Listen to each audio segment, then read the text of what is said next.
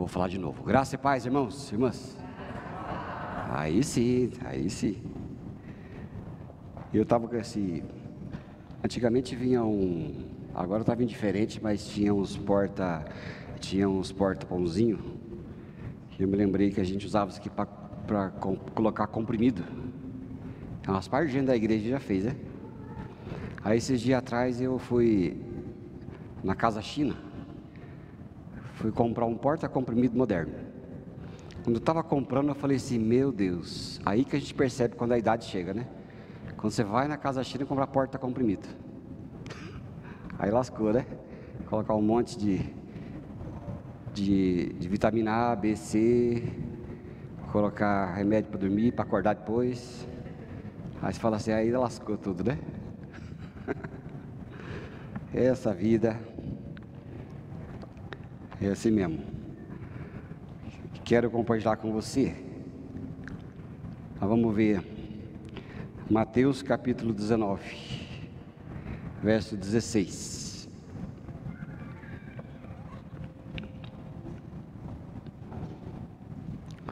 Mateus 19, verso 16, aí da Bíblia.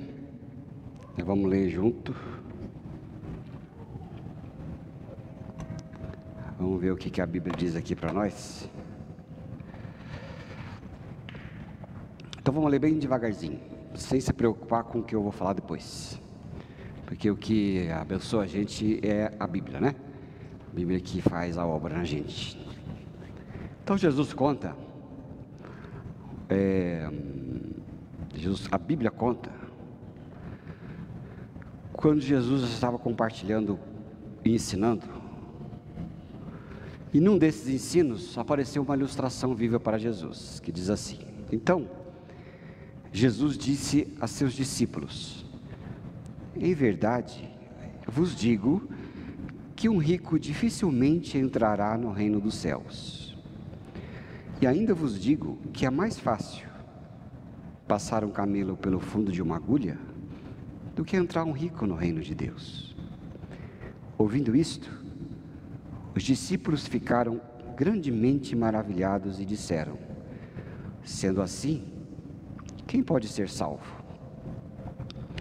E Jesus, então, fitando neles o olhar, disse-lhes: isto é impossível aos homens, mas para Deus tudo é possível.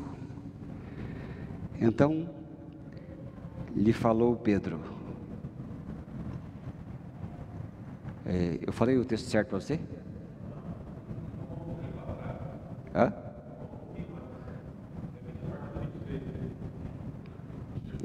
Para frente, né? Então vou começar de novo. Verso 16. Vamos de novo. Eis que alguém, aproximando-se, lhe perguntou: mestre, que eu farei de bom para alcançar a vida eterna? Então respondeu-lhe Jesus: por que me perguntas acerca do que é bom? Bom só existe um. Se queres, porém, entrar na vida, guarda os mandamentos. E ele lhe perguntou: quais? Então respondeu Jesus: não matarás, não adulterarás, não furtarás, não dirás falso testemunho, honra a teu pai e tua mãe, e amarás o teu próximo como a ti mesmo. Então replicou-lhe o jovem: tudo isso tenho observado, que me falta ainda. Então disse Jesus: se queres ser perfeito, vai, vende os teus bens, dá aos pobres, e terás um tesouro no céu. Depois vem e segue-me. Tendo, porém, o jovem ouvido esta palavra, retirou-se triste, por ser dono de muitas propriedades. Essa palavra é muito interessante, porque Jesus diz aqui para alguém que estava olhando Jesus de fora.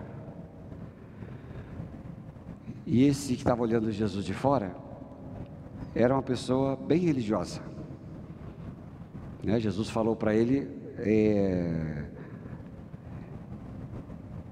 6 mandamentos de cor: não matarás, não adulterarás, não furtarás, não dirás falso testemunho, honra a teu pai e tua mãe, e ama teu próximo como a ti mesmo.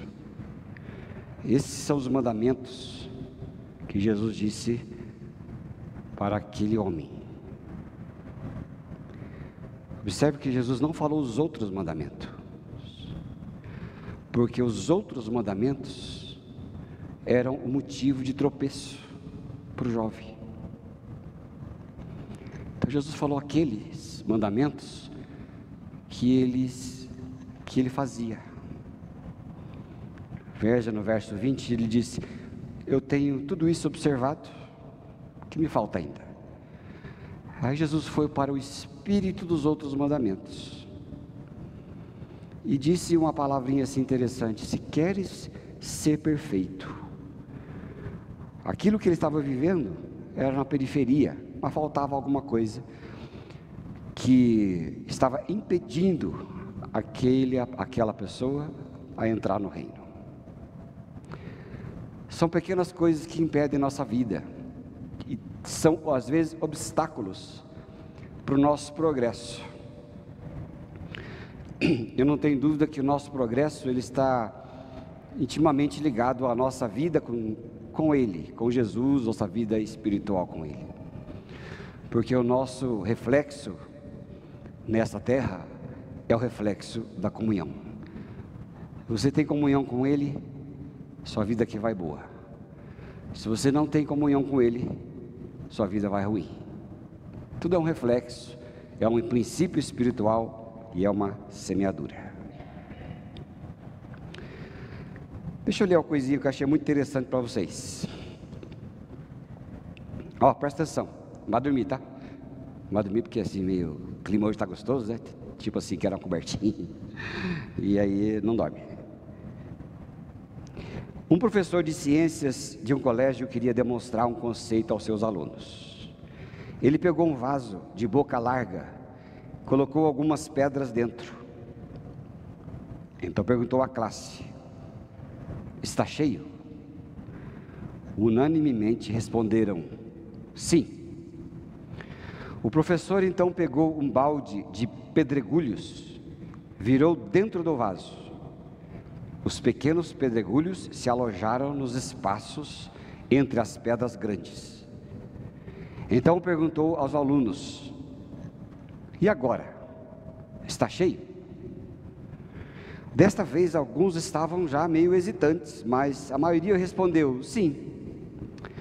Então o professor levantou uma lata de areia, começou a derramar dentro do vaso. A areia então preencheu os espaços entre os pedregulhos. Então pela terceira vez o professor perguntou: então, está cheio? Agora a maioria dos alunos estava receosa, mas novamente muitos responderam sim.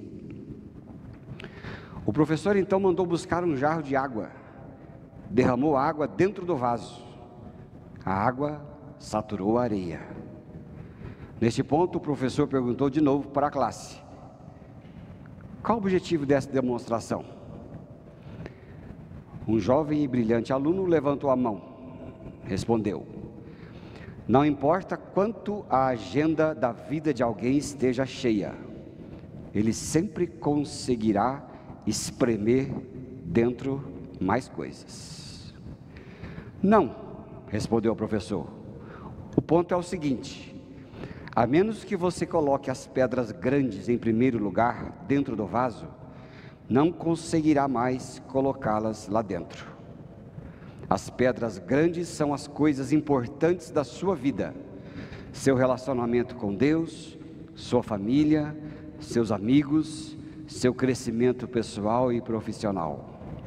Se você preencher sua vida somente com coisas pequenas, como demonstrei com os pedregulhos, a areia e a água e as coisas realmente importantes nunca terão tempo e nem espaços na sua vida. Depende do que colocamos na nossa vida. Depende das nossas prioridades e a sabedoria com que a gente enche este vaso, não é? E é nesse espírito aí que Jesus, ele conversa com aquele jovem. Ele estava colocando dentro do seu vaso bastante coisa pequena, e não tinha espaço para as coisas grandes e importantes. E Jesus então disse para ele: se você quer ser perfeito, então você tem que ajeitar as prioridades com as coisas certas.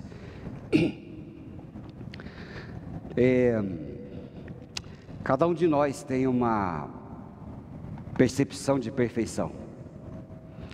Às vezes bens ou hábitos que nós nos agarramos para obter controle, obter coisas. E às vezes a gente cai num perfeccionismo, né, que torna uma pessoa escrava de detalhes. Esse dia alguém chegou na minha sala lá e começou a conversar comigo, começou a olhar para trás. Até que me incomodou, eu olhei para trás. O quadro estava um pouquinho assim. Aí eu falei: viu, aquele quadro está te incomodando? Ele falou: tá, eu tenho toque. Aí eu falei: então vamos arrumar o quadro, né? Botei o quadro assim, deu até um certo trabalho, porque devia estar um furo no lugar errado. Mas arrumou o quadro.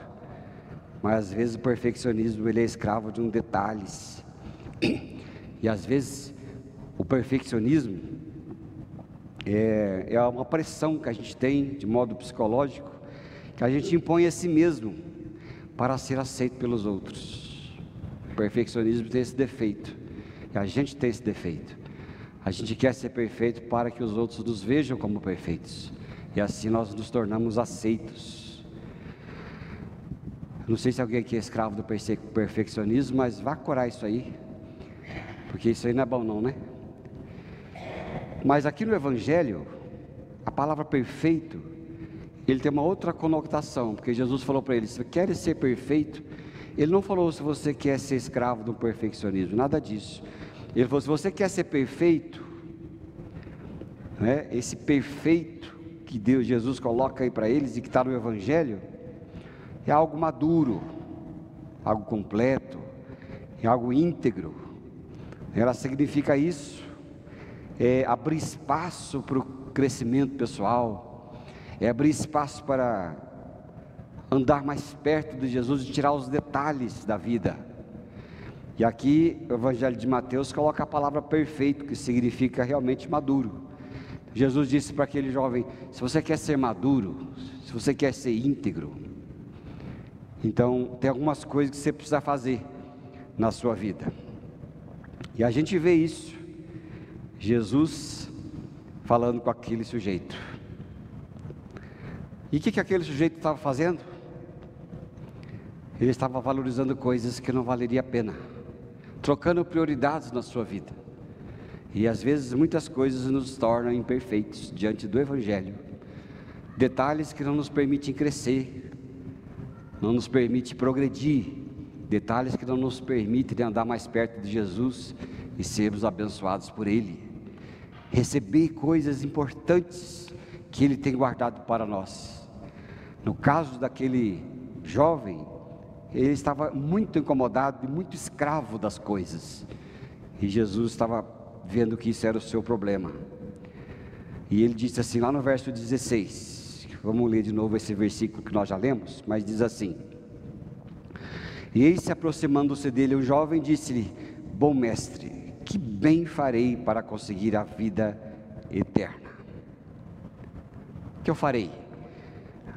Veja que Jesus ali, ele identificou a riqueza desse homem como um gatilho para prender neste mundo, que sufocava o coração dele. Às vezes coisas sufocam o nosso coração e nos impedem de seguir a Jesus de fato. Coisas simples que são gatilhos para bênçãos que Ele tem para nós, e a gente fica preso em coisas.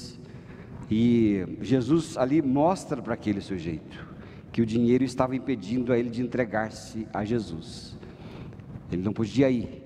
Ele falou: vai, dispõe, larga. e vem e me segue. Mas ele não queria, porque os detalhes estavam impedindo de largar para seguir a Jesus. E aquilo estava se tornando para ele um empecilho.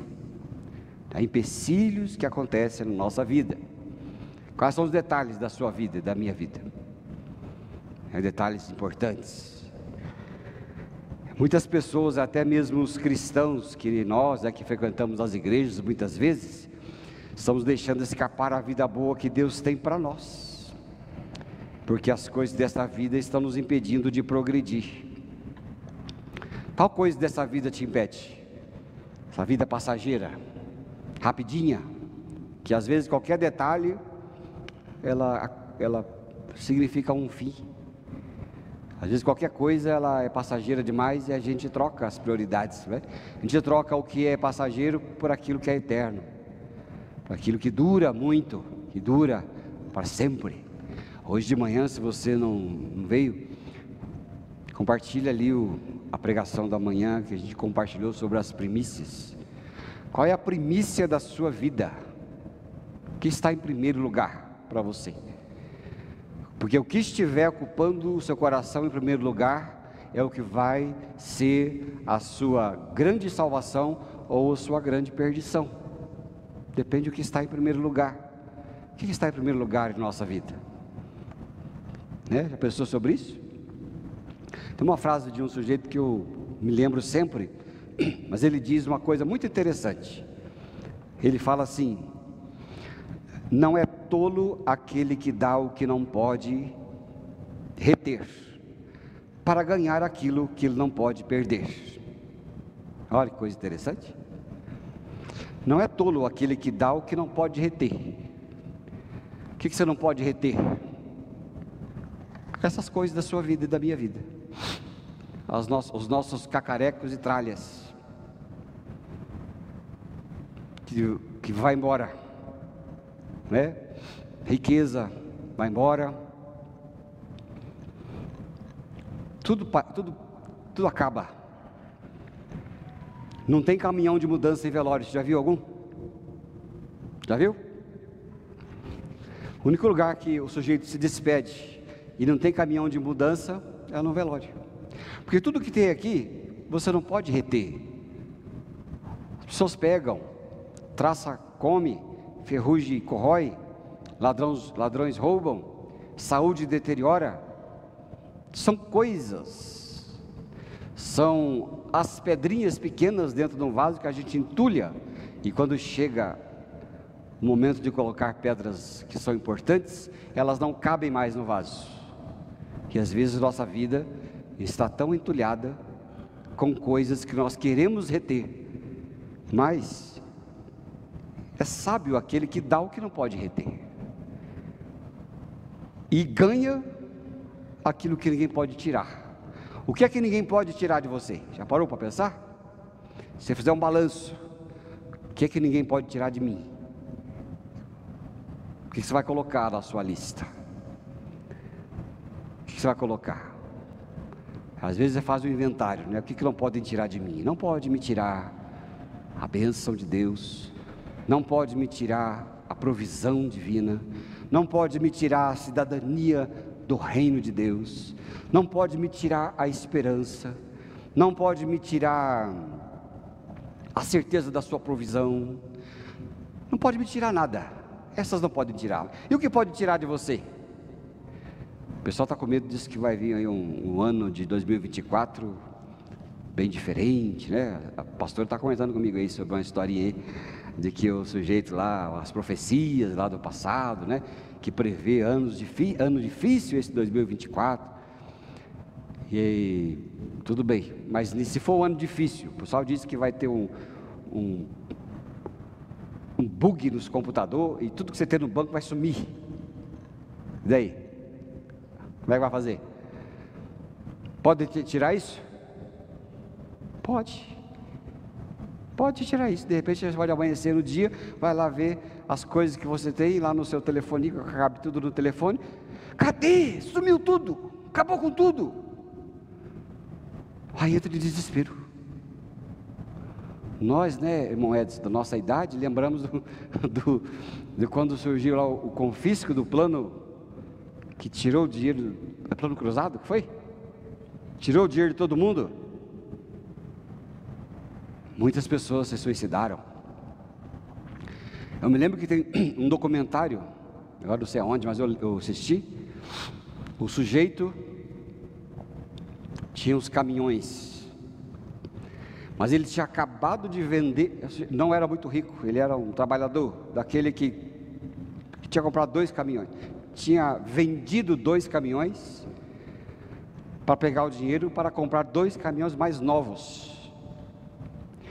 Naquela noite, do dia para a noite, ele estava sem o dinheiro que ele acabou de vender os caminhões, colocou no banco para comprar outro. Foi retido o seu dinheiro, e da noite para o dia, ele estava desesperado. E ele conta que arrumou um emprego, foi, e chegou um dia, que aquela preocupação toda tomou tão conta da sua cabeça, que eu me lembro que foi numa ponte dessa que liga o Paraná com o Mato Grosso. Ele parou no meio da ponte, abriu a porta do caminhão, saiu e começou a andar, completamente sem rumo. Teve que ser resgatado e receber tratamento psicológico, psiquiátrico. Dó, né? Acontece. Essas coisas a gente pode perder. Perde muita coisa. Tudo que você e eu temos, a gente pode perder. E as coisas que não podemos perder. E aqui, Jesus estava dizendo para aquele sujeito o tratamento exatamente dessas coisas. Ele estava dando valor em coisas que poderiam ser perdidas, mas ele estava apontando para si mesmo, dizendo: olha, vem para mim. Que coisa, né? Vem para mim. O que é que está impedindo às vezes a gente de ser alguém discípulo de Jesus verdadeiro? E às vezes nós, como crentes, às vezes tem coisas ali enroscadas que a gente não abre mão, que aí impede de receber tanta coisa de Deus. E isso Deus tem que mostrar para a gente. Agora vamos ver o verso 21 para frente um pouquinho. Disse-lhe Jesus: se queres ser perfeito, vai, vende tudo o que tens, dá aos pobres, e terás um tesouro no céu. Então vem e me segue. O problema ali daquele jovem, daquele homem, não era ter muitas coisas e riquezas, e sim colocar nessas riquezas o coração. Você pode ter o que você quiser, eu também posso ter o que eu quiser, mas o meu coração está naquelas coisas. O problema não é ser rico, é ser escravo da riqueza. O problema não é, e também não se engane com rico ou não rico, porque tem pobre que é pior que rico.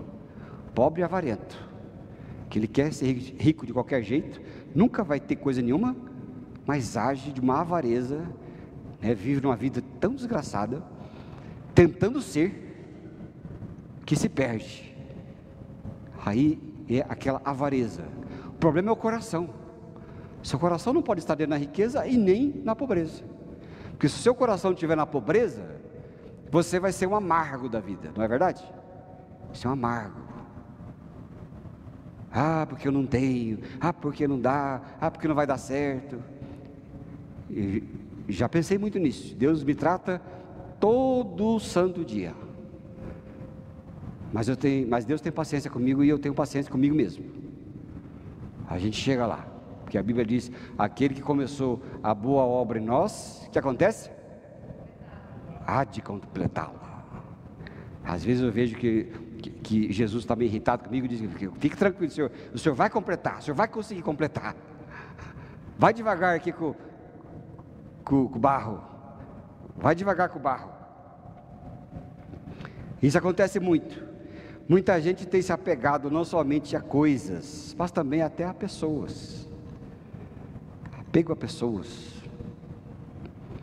Os judeus consideravam aqui as riquezas como um favorecimento de Deus. Para eles, o ser que era bem de vida era mais abençoado que os outros. Era sinal de prosperidade e de bênção. Eles tinham isso como cultura na cabeça deles. E é por isso que acreditavam que entrar no reino dos céus os ricos era mais fácil. O que é que Jesus falou? Mais fácil entrar o camelo pelo fundo de uma agulha do que um rico no reino de Deus. Olha a mente. A mente da cultura daquele povo era daquela forma. Quanto mais bem sucedido, mais a bênção estava derramando na cabeça dele. Então ele vai entrar mais fácil lá. Então vamos por esse lado. E Jesus olha para aquilo e inverte a lógica. Ele inverte, dá um nó na cabeça daquele povo. Por isso que Jesus não era muito aceito. E ele falou: é mais fácil entrar um camelo pelo fundo de uma agulha do que um rico no reino de Deus. Agora vamos me perguntar se a agulha é agulha de linha, ou é agulha de pedra, ou é um buraco mais ou menos grande onde passa o cachorro, quer botar o camelo. Não, isso aí é coisa que depois você pesquisa, mas o espírito do negócio é o mesmo, a dificuldade é a mesma, é a mesma coisa. Mas Jesus deixou aqui claro que a salvação ali nada tem a ver com condição social de ninguém, mas assim com fé, e sim com amor a Jesus, porque tudo que é bom, justo, vem dele, e ele nos concede coisas que nós não podemos comprar. Não se compra família, não se compra saúde, não se compra prosperidade. É Ele quem dá, e de forma muito liberal. Mas se há uma coisa que Ele quer, sempre, aí eu volto lá de manhã, nas primícias, Ele quer sempre ser o protagonista da nossa vida. Mateus 11:30, vê lá para nós, o companheiro, vamos ver lá, eu sempre erro nesse negócio, eu confundo os dois versos. Quer ver? Olha só, Mateus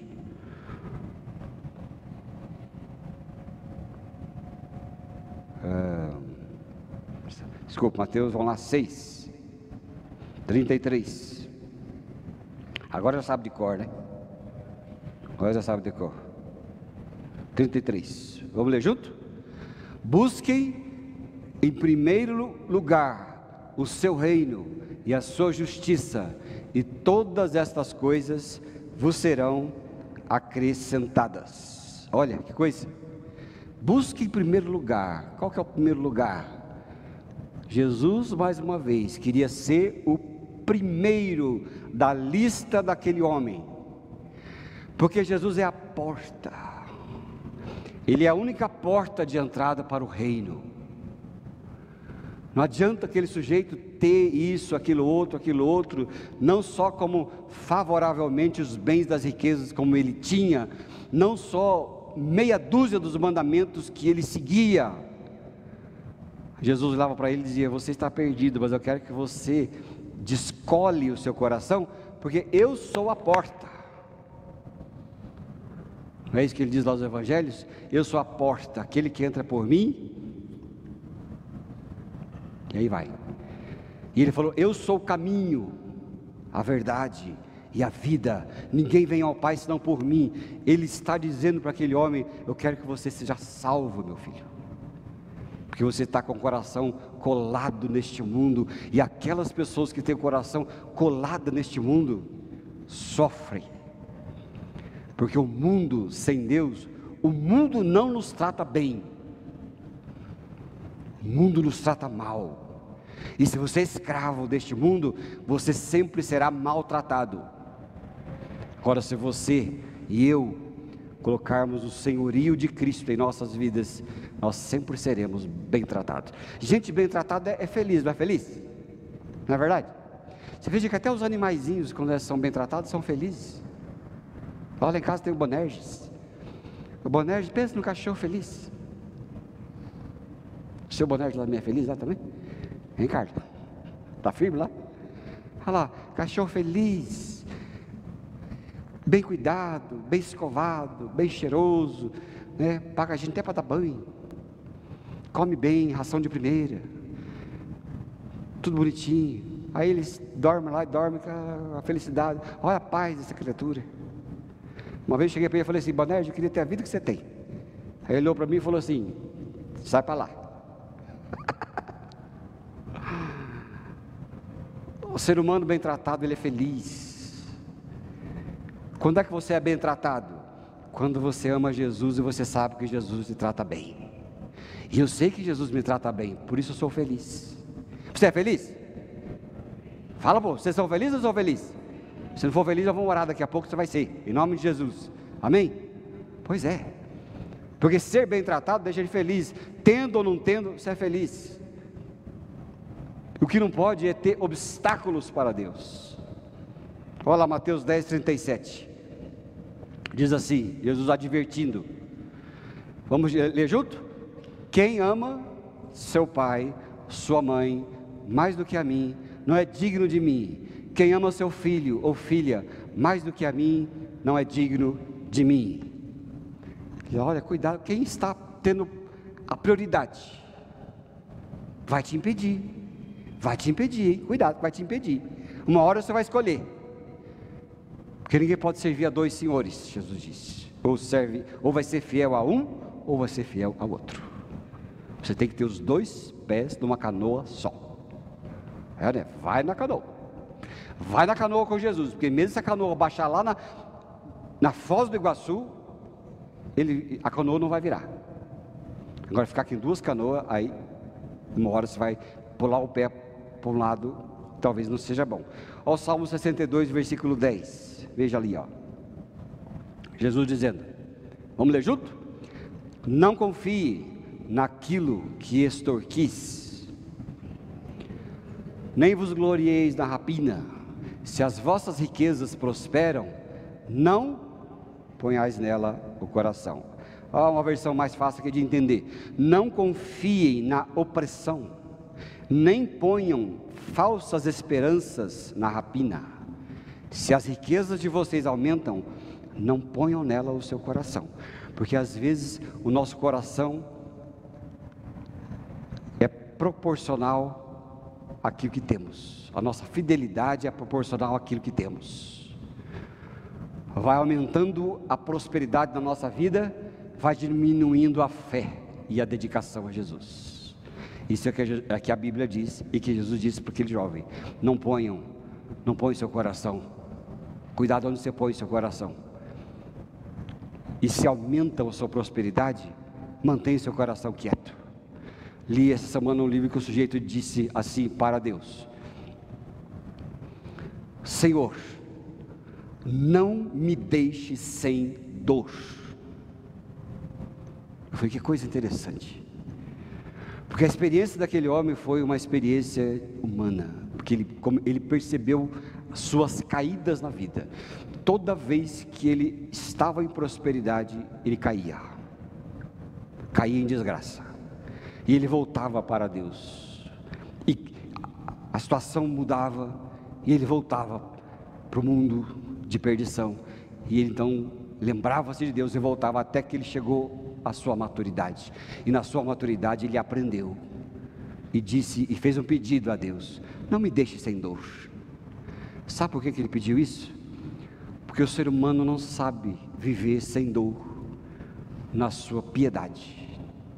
Nós somos tão corruptos, queridos, que quando mais somos, não precisa nem ter, mas enquanto mais você é, mais corrupto você fica diante de Deus. E a Bíblia é tão cheia de, olha, cuidado consigo mesmo. E às vezes é preferível ter dor para sempre estar lembrando dos cuidados de Deus e viver de forma fiel. Essa foi a experiência daquele homem. E aqui por último, aqui a gente vê, vou ler outro verso com vocês, Mateus 5:48, que Jesus, ele estimulou os seus discípulos. Como é que ele estimulou? Vamos ler?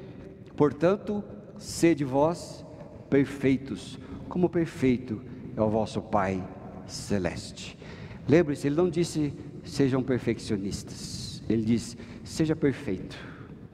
E ser perfeito Esse convite de Jesus é para se render e encontrar a liberdade que só é possível nele mesmo.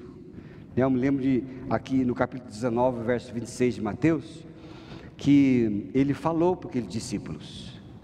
Ele falou exatamente o que disse aqui. Os discípulos perguntaram: então quem pode ser salvo? Mas Jesus falou: para os homens isso é impossível, mas para Deus tudo é possível. Deus pode fazer em nós a obra da sua perfeição e tirar de nós as coisas que nos impedem de entrar no reino de Deus, como estava aquele homem sendo impedido por si mesmo. Que coisa, né? E ele fala assim: vocês têm que ser como o seu Pai Celestial é. Sede perfeitos como o seu Pai Celestial é. É um estímulo para nós.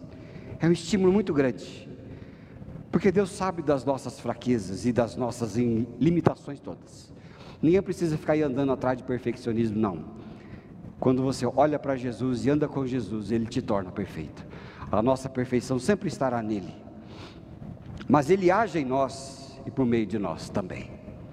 Ele coloca em nosso interior o desejo pela salvação, e Ele nos salva por intermédio do seu Filho Jesus. Deus nos leva ao Mestre que é perfeito, que é Jesus, e não apenas nos faz ter o desejo de conquistar suas promessas, para que o seu nome seja glorificado, mas também nos concede o poder sobrenatural da fé, para tomarmos posse dessas coisas, porque Ele jamais colocará o mandamento dentro de nós, em que Ele mesmo não tenha a capacidade de financiar. Como é que Deus fala para a gente ser perfeito? Com a perfeição dEle, né? Com a perfeição de Cristo. E Ele vai sempre nos abençoar, cada dia mais. Sede perfeitos. Mas olha para Jesus, que Ele te torna perfeito. Vai ficar aí que nem o jovem rico: olha, eu faço isso, faço isso, faço isso, faço isso. Jesus olha e diz assim: não, vai, conserte sua vida, vem e me segue, que você vai ser perfeito. E Ele coloca dentro de nós o desejo de perfeição, mas Ele não só nos dá uma coisa difícil de prosseguir, mas Ele dá e financia essa perfeição. E é só olharmos para Ele, irmãos e irmãs. Quer ser perfeito? Quer ser perfeito? Olha para Jesus, vai atrás dEle. Quer a salvação? Olha para Jesus e vai atrás dEle. Você quer ser santo como o santo é o Pai que está no céu? Olha para Jesus, vá atrás de Jesus, Ele vai tomar conta do resto. E é assim que Ele faz em nossas vidas. E aí, para a gente orar, qual a área da sua vida que está impedindo que você seja um discípulo feliz de Jesus Cristo? O que está te impedindo de ser perfeito? Ali para aquele jovem era o dinheiro, eram as posses, mas existem tantas áreas da nossa vida que nos separam de Deus, não é verdade? Tem o trabalho demais, que a gente às vezes esquece de uma vida devocional com Jesus. Tem diversão exagerada na televisão. Hoje tem mais coisa lá para você assistir do que vida disponível para você viver. É, não é, Gemima? Por isso que eu não gosto da série, porque é muito longa, né? Eu estou na Yellowstone. Parou? Eu estou no 3, mas aí espero que não venha o resto não, porque caí na armadilha de assistir aquele troço lá, não acaba nunca, e a minha vida está sendo consumida por aquela coisa, e tem coisa demais para assistir, e vida de menos para se viver. Então, às vezes, a diversão é um impedimento para você e para mim desfrutar das bênçãos de Deus. Às vezes Deus quer falar com você ali, mas você está agarrado naquela televisão, Deus não pode nem falar com você, né? Deus não pode falar com você, porque você está tão intertido, que Ele não consegue ter voz no seu ouvido, né? Às vezes a avareza te impede de ser perfeito. Às vezes você está colocando a confiança no dinheiro que você tem. E aí? Hoje de manhã eu compartilhei com os irmãos da oferta de Caim e a oferta de Abel. Diz lá em Gênesis capítulo 4, verso 3 a 5, não precisa abrir não, eu vou contar aqui, que depois de fim de dias, Caim veio trazer uma oferta ao Senhor. Depois, quando ele fala de Abel, ele fala porém Abel trouxe das primícias. Porque, então qual foi a ordem das coisas para Caim? Vocês são inteligentes? No fim depois que ele se lembrou, aí eu compartilhei de manhã assim, né? Às vezes aquele crentezinho que fala assim: meu Deus, esqueci de devolver o dízimo esse mês. Pois é o espírito de Caim. Daí Deus não pode estender as janelas dos céus para a sua vida, não pode abrir a janela dos céus para a sua vida, porque você está com o princípio errado, está com o espírito de Caim. Por que eu não prospero? Por que meu salário não dá? Por que eu dou uma abraçada para frente, 3 para trás? Por que eu não arrumo um emprego decente? Espírito de Caim, prioridade errada. Espírito do jovem rico. Mas quando você tem o espírito de Abel, que é o primeiro de tudo, porque diz lá Romanos 11:16, achei bem rapidinho para nós, para gente terminar, diz lá Romanos 16, que se a raiz é santa, os galhos também são santos. Achou, meu filho? Romanos 11:16.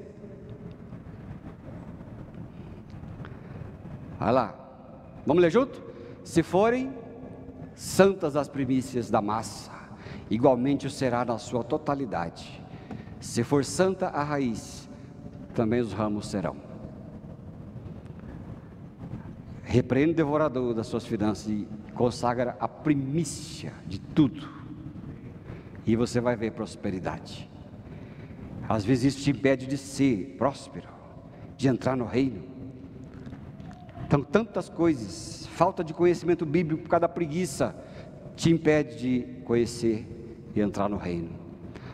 E outras coisas que você sabe muito bem, que o Espírito Santo já trouxe no seu coração. O que é que está te impedindo de ser perfeito? Lança fora, queima lá no altar, rejeita aquilo tudo e consagra a sua vida. Vai de escola de tudo que você tem, que é mais importante, e segue a Jesus, porque Ele prometeu e Ele vai cumprir. Busque em primeiro lugar o reino de Deus e a sua justiça, e tudo mais lhe será acrescentado.